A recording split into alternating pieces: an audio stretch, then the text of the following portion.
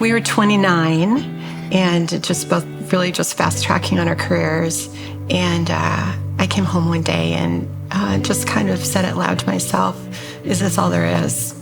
Is this all there is? Just building careers and chasing the American dream. I was feeling really empty. And it was a few months later that I was doing an onboarding session with a young guy out of high school. And instead of him telling me about himself, he spent the next 40 minutes just witnessing and telling me about the love of Jesus.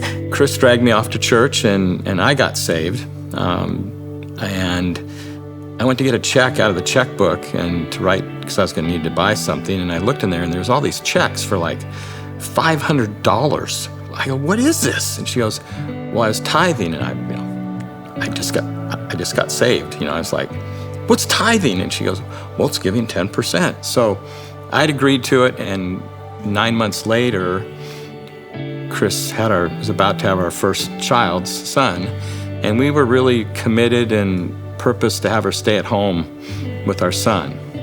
But that would mean a 60% pay cut, which that sounded impossible, but we were committed. And so I was working 110 hours a week. I couldn't do anything to bring in more money than I was getting paid. And yeah, we were committed to keep tithing. We made that promise to God, and we believed that He'd help us figure it out.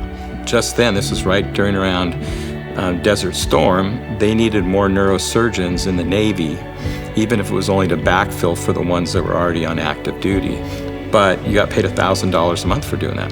Okay, well, that's 1/3 of Chris's salary.